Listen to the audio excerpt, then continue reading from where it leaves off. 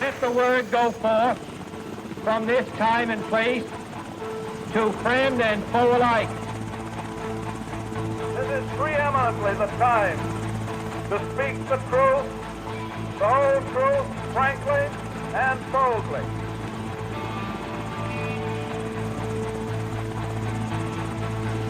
History doesn't have to be boring, buttoned up, or inaccessible. And it certainly didn't end in 1945. It belongs to all of us, and we share and add to it every day. Welcome to the History A Go-Go podcast, where I interview interesting guests, cover a motley crew of topics, and it's a place where you can sit, think, and drink all at the same time. I'm your host, Rob Mellon. I'm going to sing you a song about the Texas Rangers. Come all you Texas Rangers, wherever you may be, I'll tell you of some troubles that happened unto me. Our captain, he informed us, perhaps he thought it right. Before we reach the station, boys, you'll surely have to fight. My guest today is investigative reporter, researcher, and writer Doug Swanson. He was for many years an investigative reporter and editor for the Dallas Morning News and is a member of the Texas Institute of Letters. He was a finalist for the Pulitzer Prize in feature writing and spent a year as a John S. Knight Journalism Fellow at Stanford University.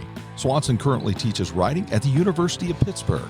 He is also the author of several books, including the Jack Flippo Mystery Series and Blood Aces, The Wild Ride of Benny Binion, the Texas gangster who created Vegas poker.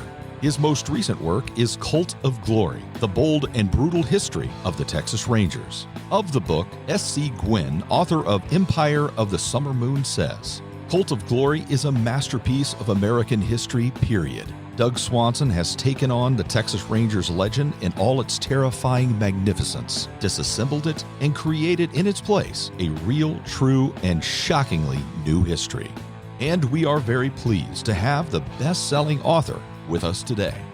Welcome, Doug. Hi, Rob. Great to be with you. Thank you.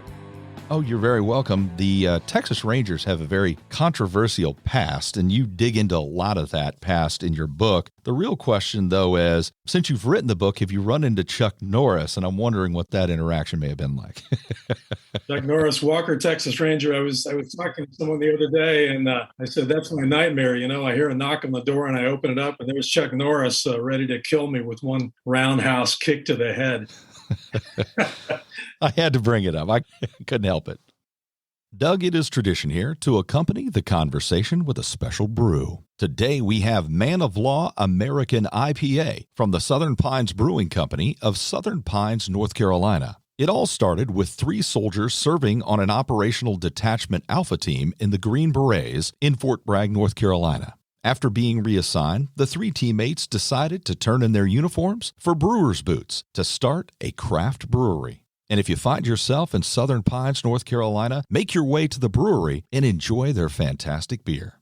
Remember, the best way to enjoy an episode is with one of our featured brews. This is also my time to ask you to subscribe to the podcast. Simply click on the subscribe button on the directory that you use and get the newest material immediately when it's released, before everyone else. To the legion of listeners and supporters from more than 80 countries, 2,000 cities from across the globe, this podcast would not be possible without your support. So to all of you, thank you.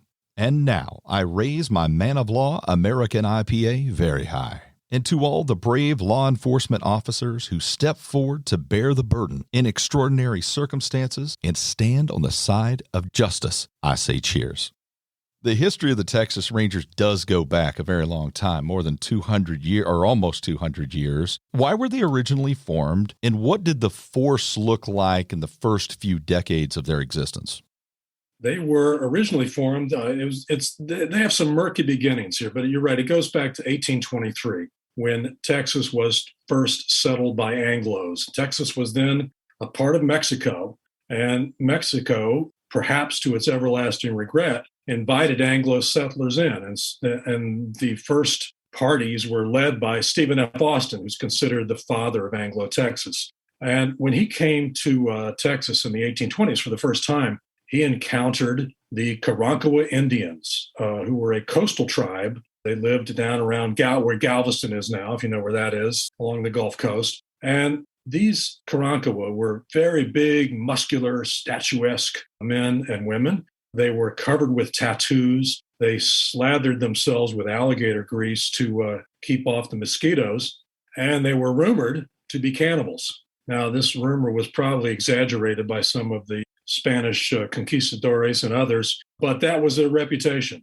And Austin encountered them on his first visit to Texas, had a very amicable meeting with them. They both went their separate ways, but Austin decided on the spot that the Karankawa needed to be exterminated if the Anglo settlers were going to be able to move into that part of Texas.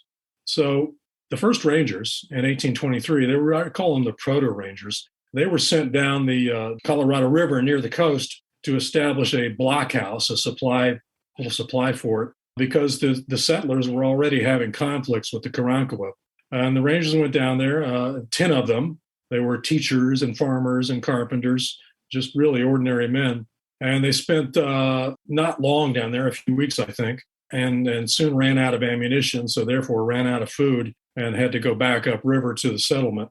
They never did fight the Karankawa in this initial foray, but those were the first Rangers, these 10 men, because that's what Austin and others called them, Rangers. So that was really the first, maybe inauspicious formation of the Texas Rangers. Now, from there, they became really part of the militia in Texas, fought the Karankawa and others. And the Karankawa were eventually exterminated, but they ended up fighting the Cherokee and others. And then in the 1830s, once Texas got its independence from Mexico, then the Rangers became more of a formal fighting force. And their initial job was to fight Native Americans because there were more and more Anglos moving in. And of course, this brought about conflicts with the Native Americans who were there. So the Rangers and the militia and others fought Native Americans. That was their initial purpose. Would you detail the history of Jack Hayes specifically and the role he played and the Rangers played in combating the Comanche, who were an incredibly formidable tribe in Texas? Yes, not just in Texas. I mean, at one time, the Comanches were probably the most fearsome, powerful tribe in North America. You know, initially, the Comanches weren't much. They were up in Colorado, Wyoming, up in there, small tribe. The Comanche on foot was not all that impressive. They were generally small, bow-legged, and the Comanches lived on, rodents they could kill and maybe some berries and things like that. And occasionally they would run a buffalo off a cliff and be able to use that for food and clothing and the usual things that buffalo were used for. But then the Comanches got the horse. The Spanish had probably brought the horse to North America, and some escaped, some were feral, but the Comanches captured some, stole some, and it was this marvelous melding of man and beast. And people who would see the Comanches on horseback would say that they were the greatest horsemen they'd ever seen. It was just phenomenal how skillful the Comanches were at riding horses and fighting on horseback. They had this great skill where they could lean under the horse's neck and fire their arrows from under the horse's neck. And therefore they were protected by the horse, and they could fire maybe 30 arrows in a minute. It was just phenomenal. So the Comanches took over this great swath of territory, eventually known as Comancheria, from Colorado down through Kansas and what's now Oklahoma and Texas, all the way down into Mexico. And they were fierce. They were feared. The Texas settlers, who were eventually pushing westward, came into many conflicts with the Comanches and often didn't live to tell about it. I mean, the Comanches would attack at night under what was called the Comanche moon, the full moon in the summertime. And, there was nobody more feared by Texas settlers than the Comanches. So the Rangers fought the Comanches, and initially it didn't go all that well because the Rangers were using single-shot weapons, their muskets and their pistols, and, they would fire. Then it would take maybe up to a minute to reload. So the Comanches knew that when the Rangers and others were reloading, that was the time to attack. But in the 1840s, a company under Captain Jack Hayes, who was a well-respected ranger at the time and maybe was the greatest ranger ever. His men loved him. He loved to fight. He loved to be outdoors. He was a great tactician.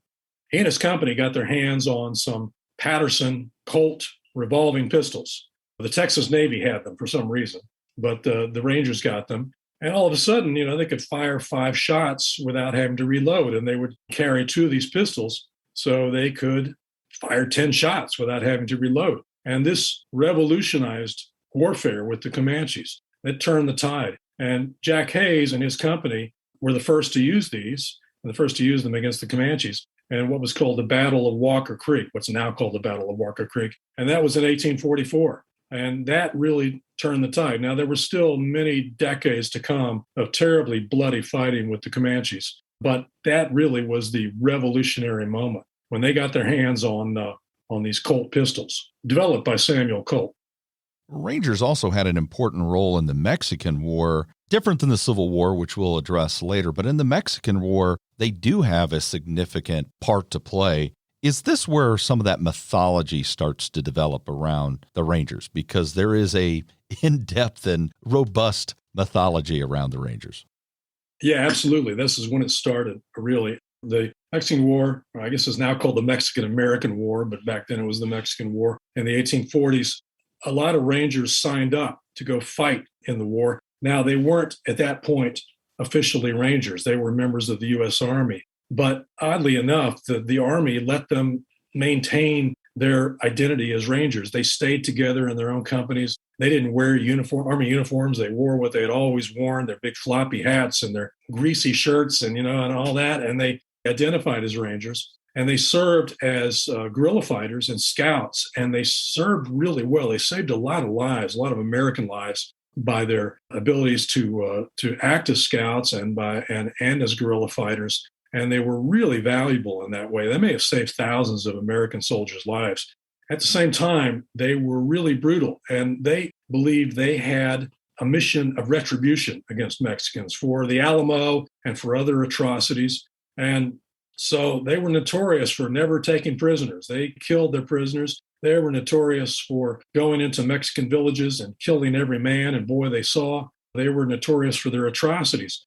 So while they were valued for their contributions, finally, the American commanders, notably Zachary Scott, said, get these guys out of here. We can't, their atrocities are too much.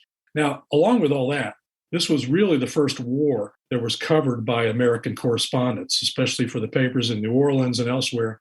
And many of these correspondents idolized the Rangers and depicted them as these heroic, swashbuckling characters. And this went out in international news coverage. So this is really where the Ranger heroic image took hold. This is where that whole heroic, courageous gunslinger mentality really went worldwide.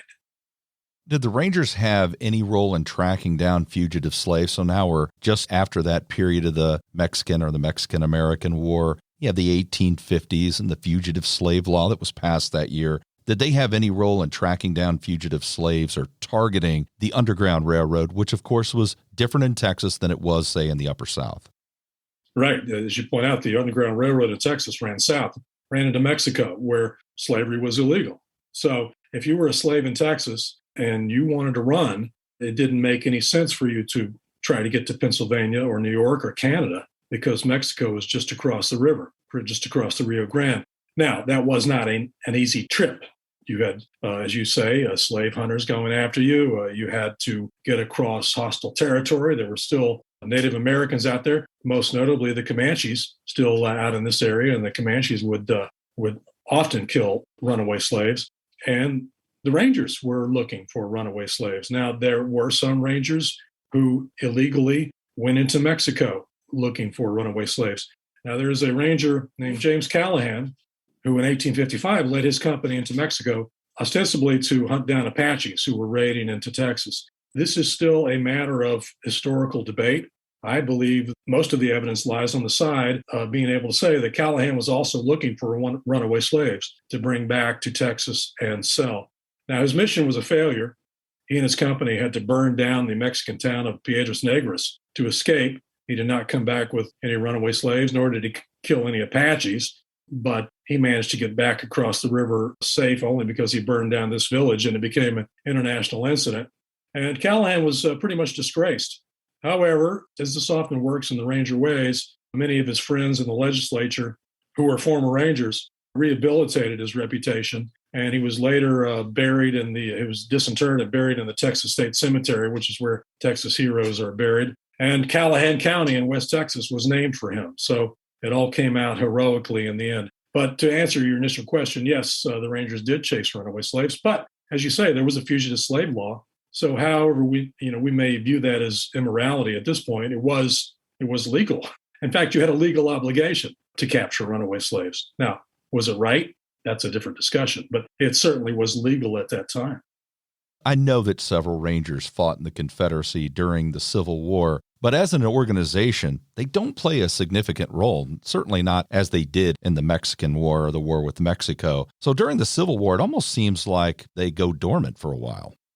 Yeah, they do for the most part. I mean, there was a company called Terry's Texas Rangers fighting for the Confederacy. There were some Rangers who stayed behind in Texas, and they engaged generally in Indian warfare, and eventually they were absorbed into the Confederate Army. But you're right, that was a period of dormancy for the Rangers, not just in the Civil War, but in the post-war period in Reconstruction. And they really didn't start to come back into formation until the 1870s, when they really became a state force again.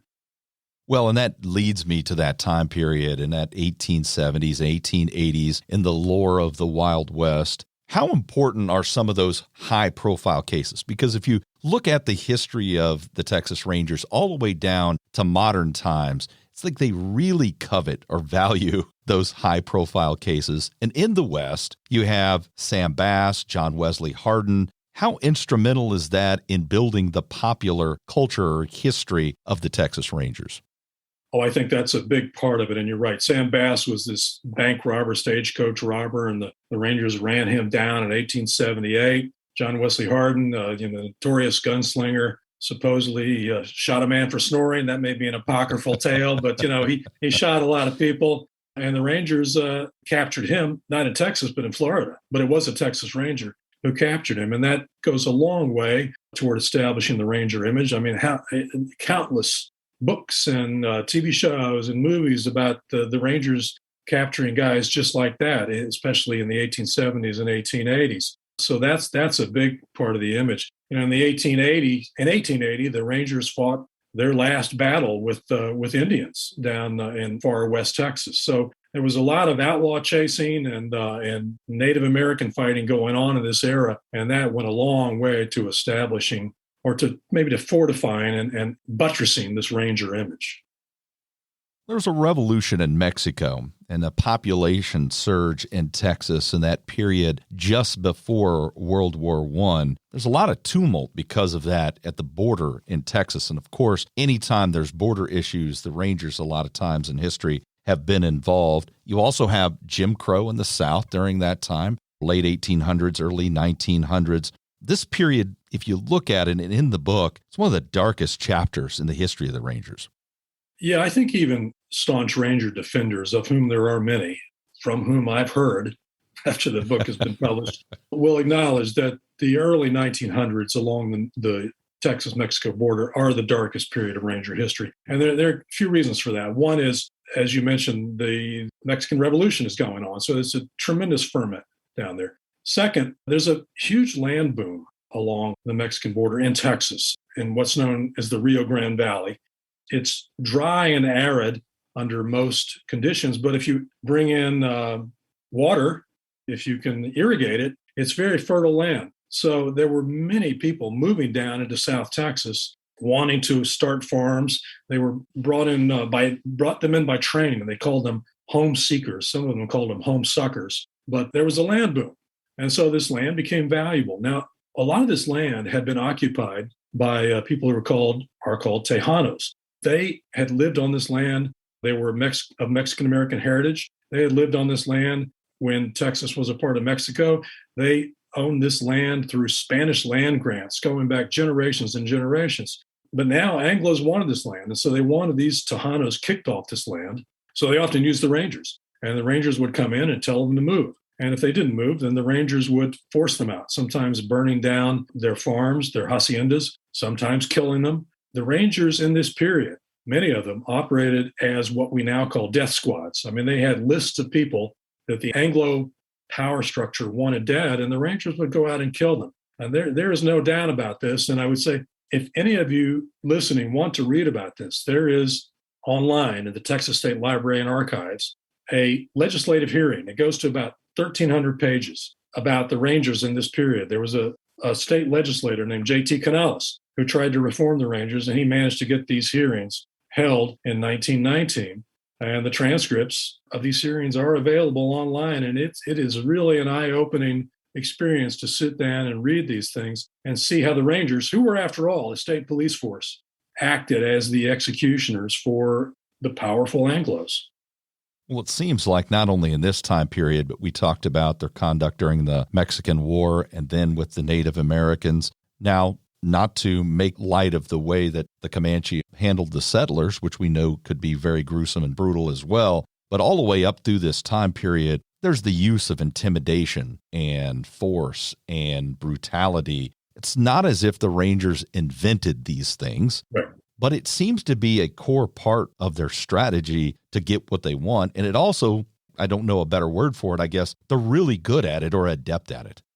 Yeah, and we have to say that Texas, the 1800s, the early 1900s, was a wild and violent place. And if you were a ranger, maybe there were many times where diplomacy was not something that was called for, and you had to be violent too. So I think we have to acknowledge that when we look at this period. We can't bring our current standards to bear too strongly, that this was a place that called for violent men.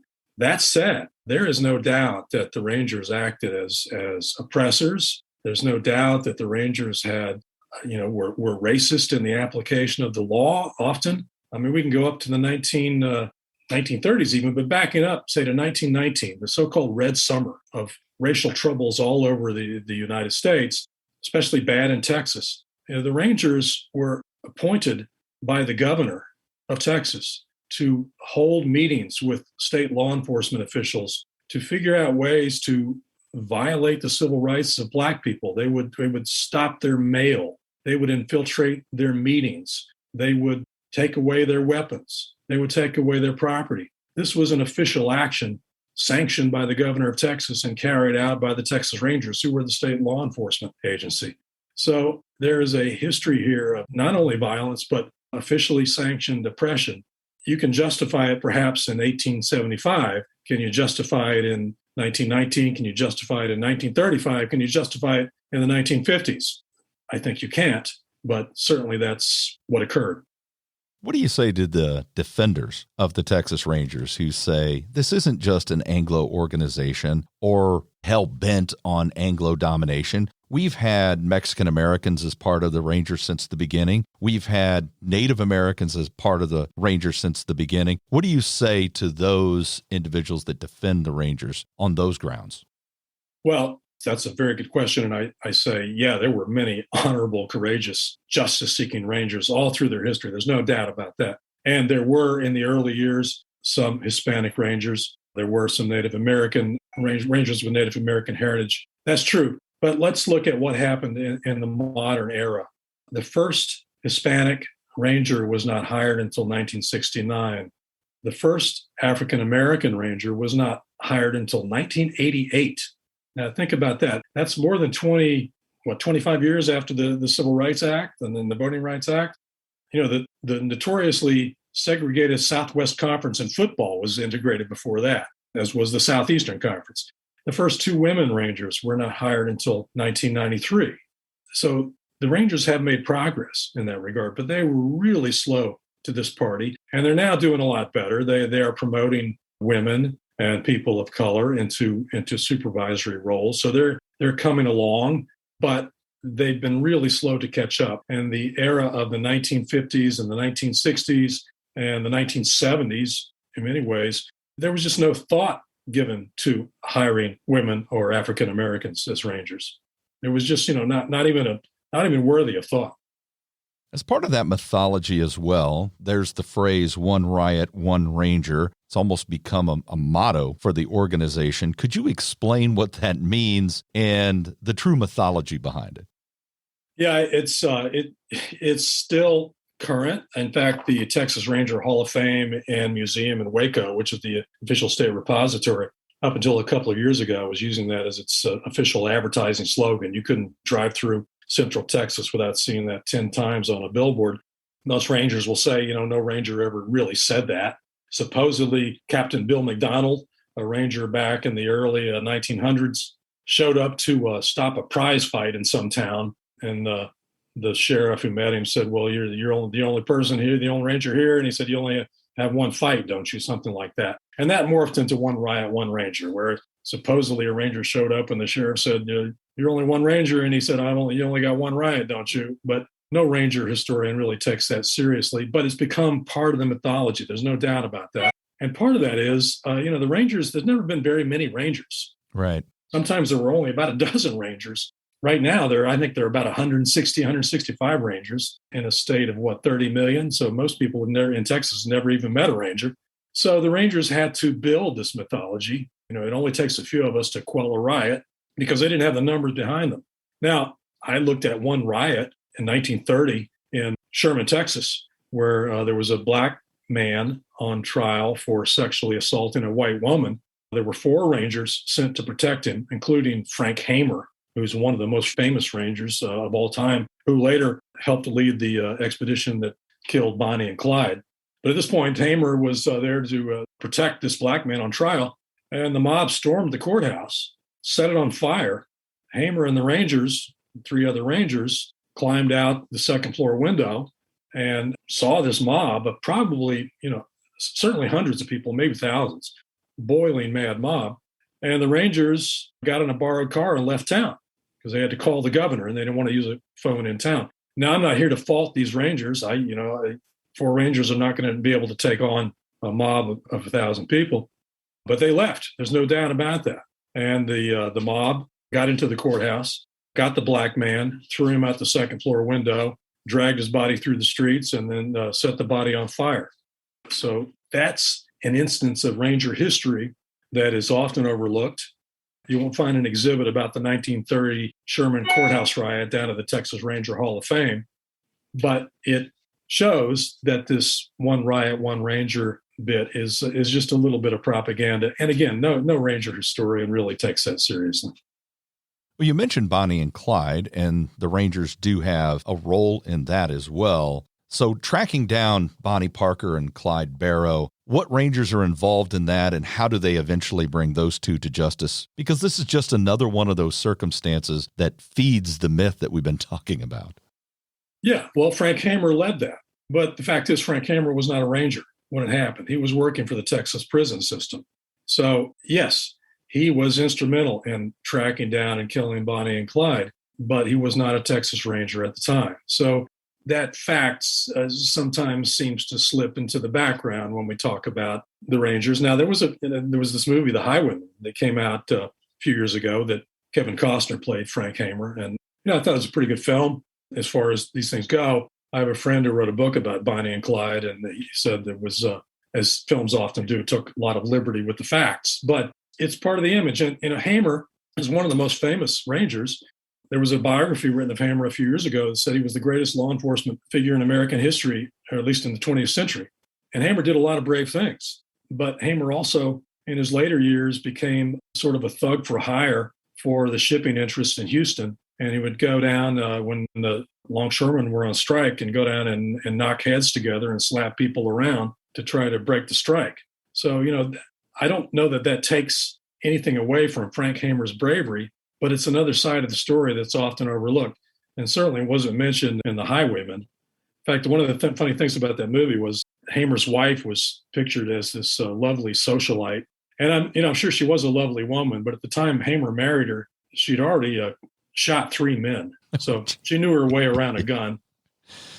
So if you have this mythology, you need heroes. And if you move into the more modern times, the 30s and 40s and 50s, they have these individuals that they hold up. And just like Hamer, the full story is not often told. Captain Ali or Longwolf Gonzalez. Can you talk about some of those individual Rangers and their influence on Ranger history? Sure. Longwolf Gonzalez was a really interesting Ranger, in part because he was quite the curator of his own image. There was a writer, a newspaper writer, who walked in on him one morning in a hotel room, and Gonzalez was shaving. He'd just gotten out of bed, and he was in his underwear, but he had on his cowboy hat and his cowboy boots while he was shaving. And Gonzalez said that's the first thing he put on every morning were his boots and his hat. He had a Thompson submachine gun attached to the dashboard of his car. Supposedly, he'd killed more than 75 men. That's not true, but he never really denied that fact. He said at various times that he had served in the Mexican army, that he was born from Spanish royalty, that his parents had perished in the Great Galveston Hurricane of 1900. They at one time had been part of the revolution in China. These were all great stories, and they all sort of eluded verification. But no one's saying Gonzalez lied. He just, he was great at promoting this image. And he was, by all accounts, a terrific ranger, not to take away from what he did. He approached his job with a lot of bravery, but he also approached it with a real concentration on his image. It was said that he always looked like he just stepped out of Neiman Marcus. His uniform was pressed, and his nails were buffed and all that, and he looked like a guy who should be a ranger in Hollywood. And that's what he did later in his career. He went off to Hollywood to become a consultant to film and TV. Alfred Ali was one of the toughest rangers ever, and you can prove that by saying that when a highway patrolman wrote Ali's wife a traffic ticket, and he accused Ali's wife of lying, Ali found the highway patrolman and pistol whipped him for saying that Ali's wife was a liar. I mean, Ali was tough, and his men loved him because Ali was always on the point. He would never put his men into a situation where he wasn't leading the charge first. There's a famous story about him where there was some inmates took control of a little jail down in South Texas, and Ali and the Rangers were out front, and Ali yelled at him, "I'm going to count to 10, and then I'm going to start firing." And he went 1, 2, 3, and then started firing his gun. And one of the other Rangers said, "Captain, you didn't count to 10." And Ali said, "Those SOBs can't count." He just blazed away. And that's what Ali was, the old school Ranger from the old days. But in 1967, he was brought in to break a strike in Starr County in South Texas. The farm workers who picked the melons in South Texas, who were all Mexican or Mexican-American, went on strike. And the owners, the growers, asked the governor to send in the Rangers, which he did. And the Rangers, led by Ali, came in and they broke the strike in the old way. They knocked heads. They arrested farm workers on bogus charges. And they did it the way they'd always done it. But by 1967, this didn't work. This didn't sit well. And so they came under a great deal of public criticism for it, including a pretty strong opinion from the U.S. Supreme Court. And so from that point on, the Rangers were not used as strike breakers. They had been famous for breaking strikes for years and years and years. In fact, around the turn of the century, they even broke a cowboy strike up in the Texas Panhandle. But that gave them a black eye because it was just, Ali was an old school guy, and these were different times.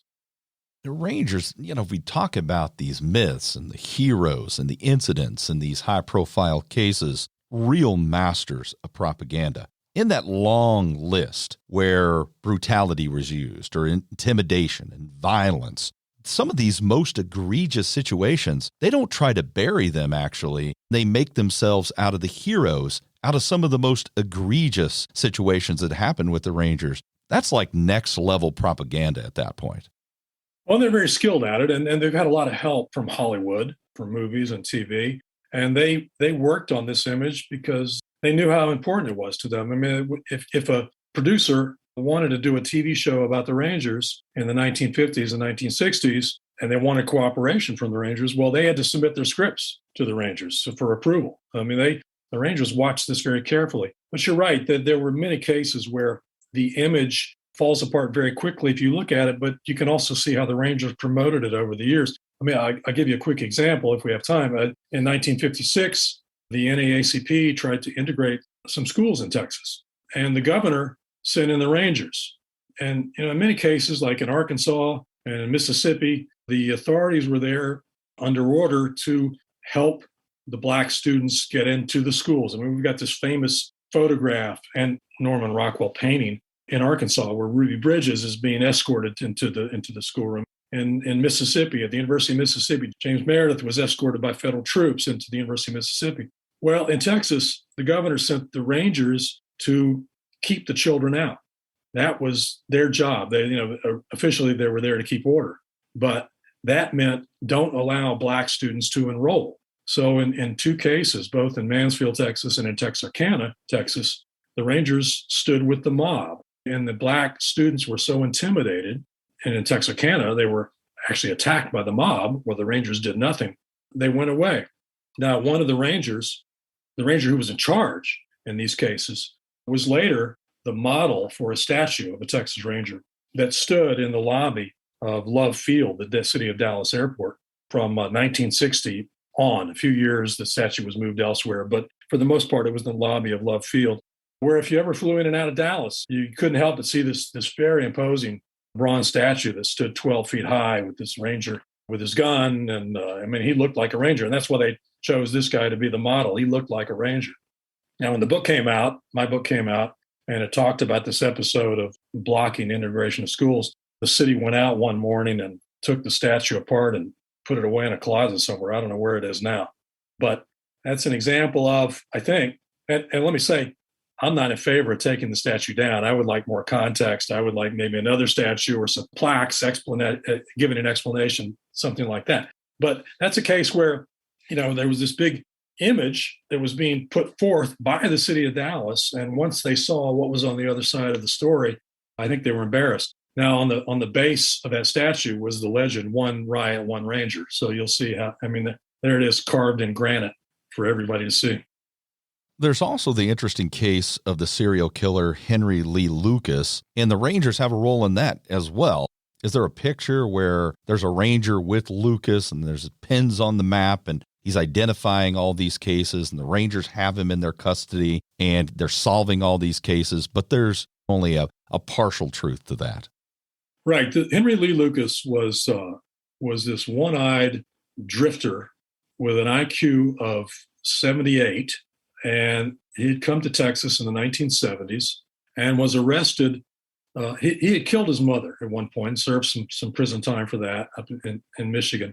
And he came to Texas in the 1970s and was soon suspected of killing his 15-year-old common-law wife and also an aged woman he worked for. He was arrested and put in jail, and he soon started confessing to a number of murders. One he confessed to was a young woman known only as Orange Socks, because she was found wearing only orange socks, her corpse, in the central Texas town of Georgetown. So Lucas was moved to Georgetown in Williamson County and put in custody of the Rangers, and he began confessing to more and more murders. Finally, was considered the worst serial killer in American history. He confessed to more than 200 murders. Now, the Rangers had him in custody, and they would bring in police from elsewhere who had unsolved murder cases, and they would question Lucas, and Lucas would confess to them. And ultimately, more than 200 murders were cleared through Lucas's confession with the Rangers' assistance. Now, this was a guy, as I said, who had an IQ of, 78, 79, somewhere in there. That's his actual IQ. He went all over the country, from coast to coast, Maine to Florida to Washington, California, committing these 200 plus murders, never left a single clue, not a footprint, not a tire track, not a fingerprint, not a hair, no witnesses, anything. This was a criminal mastermind. It was just phenomenal that this guy who, looked like nobody's idea of a genius was doing all this. But here were the Rangers helping police departments all across the country clear these cases. And yes, there's this famous picture of Lucas standing next to a map of the United States. Every time he confessed to a case, the Rangers would put a pin in the map. Well, in 1985, a couple of newspaper reporters for the Dallas Times-Herald and a DA in McLennan County, Vic Vizel, and the Attorney General of Texas, Jim Maddox, all together put together efforts that showed that this whole thing was a hoax, that Lucas could not have committed more than a few of these murders, maybe only 2 or 3 of them, because he had been elsewhere when they occurred. When he was supposedly killing people in Arizona and California and Washington, he was working in Jacksonville, Florida. Or when he was killing people in Oklahoma, he was in custody in Maryland, that sort of thing. So it all blew up. This was in 1985. And the Rangers said at the time, well, we didn't know. All we were doing was making Lucas available to these other departments. We didn't have the wherewithal to track his whereabouts. we didn't try to investigate him. That was their excuse. And so in 1985, that's, pretty much case closed for them. When I was researching the book in 2015, 2016, I got into the Texas State Archives and found the Rangers' Lucas files. They had been archived there. And it showed that actually the Rangers were lying, that they had been tracking Lucas's whereabouts minutely. They had day-by-day tracking, day-by-day lists of where Lucas actually was, and when the murders, where he was supposed to be killing someone, which was often, thousands of miles away. So they knew that this could not have been possible, but they kept that a secret. And to take that further, there was in the late 1970s, there was a woman in the town of Baytown, Texas, near Houston, a convenience store clerk. She was in her early 20s. She was killed. Lucas confessed to that crime, and the Baytown Police Department cleared it. Now, there were records that showed that Lucas was actually working in Jacksonville, Florida, and had been selling scrap metal to a scrapyard that day that the convenience store clerk was supposedly killed, and had signed a receipt for the scrap metal. Now, the Rangers said that's a forgery. The signature was forged. But at the same time, the Rangers took that receipt and they gave it to their crime lab and said, is the signature a forgery or not? And the crime lab said, no, this is Henry Lee Lucas's actual signature. So he actually was 1,000 miles away when he was supposedly killing this woman in Baytown, Texas. And the Rangers sat on this. They kept it secret. They did not tell the Baytown Police Department that Lucas could not have killed this woman. So when I got this, I went to the Baytown Police Department and said, hey, what gives? How come you still have this case cleared? And they said, we didn't know about it. We didn't know about this report from the crime lab. Therefore, we're reopening the case. Now, what this means, though, is that from the late 1970s up until 2015, 2016, 2017, nobody was looking for the killer of this woman. It was a cleared case. So whoever killed this woman was perhaps walking free. No one was going after this killer. And I think that can be duplicated in dozens, maybe hundreds of cases around the country, that somewhere killers are walking free because nobody is investigating these cases because Lucas was allowed to confess to them. Well, you bring up some really tough parts of the Rangers' past. When you did your research and investigation, if you look at the relative independence of individual Rangers or the decentralized nature of the organization, the size, I can't imagine you writing a similar book about the FBI, for example. You get caught up in the bureaucracy and so forth. Did that relative independence of individual Rangers help you do your research? Oh, I think so. Yes and no. I mean, one of the great things about the Rangers is they are independent and always have been, but that also meant they didn't file a whole lot of reports over the years. So that kept the records were often terse. It was like you would look at a record from 1910 in South Texas, and it would say the report would say, caught a prisoner, he tried to escape, we killed him. That's the end of the report. So where did he go from there?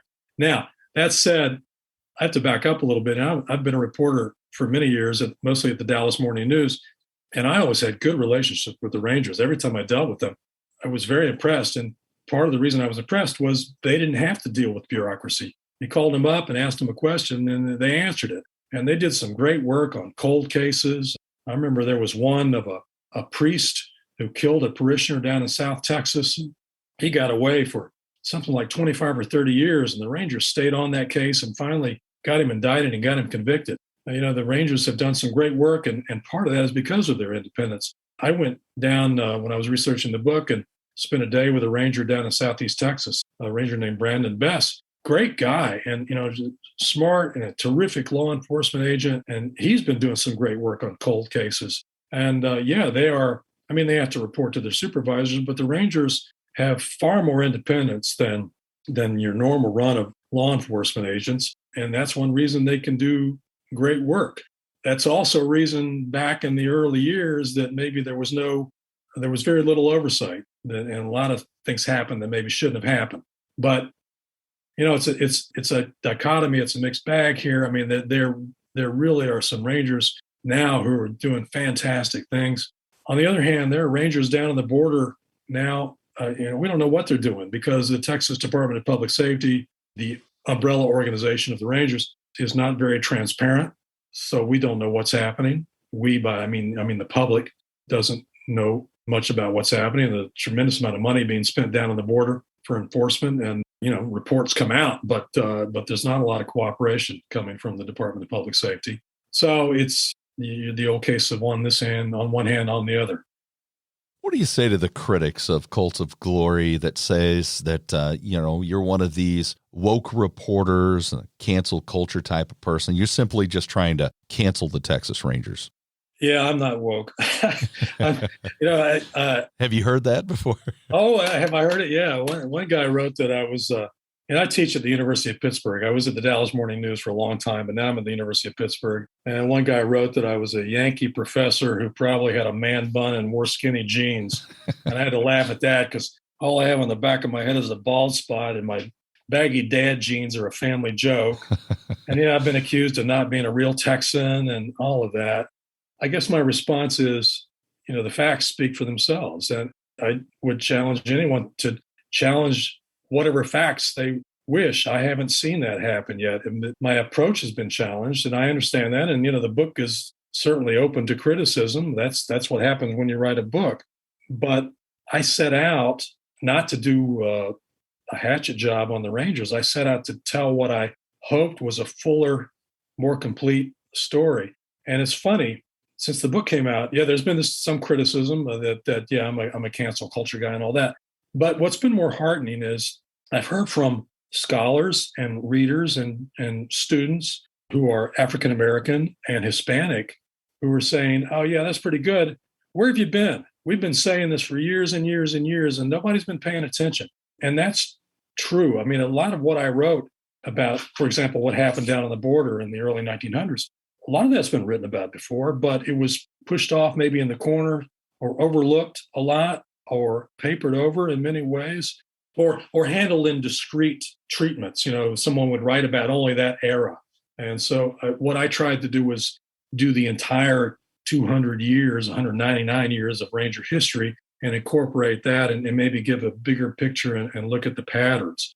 But I don't want to take away from what the Rangers have done that's great and courageous. And, we wouldn't have modern Texas without the Rangers, I believe. Now, there's some people who tell you that would be okay. But, I'm 68 years old, and I spent more than half my life in Texas. And I love Texas. I'm not there anymore for job reasons. But, I love Texas. I wasn't born in Texas, but I've lived there more than half my life. My wife was born in Texas. My 2 kids were born in Texas. I graduated from the University of Texas at Austin. So I have what I'd like to think of deep Texas roots. And I think it's a better story. It's more fair. And it gives voice to people who haven't had much of a voice. If you look at the complete history, that doesn't mean we don't honor those who were courageous and seekers of justice and helped bring about the civilization we know. But I think it's better that we take the fuller, more complete look. And for a writer, that's a better story.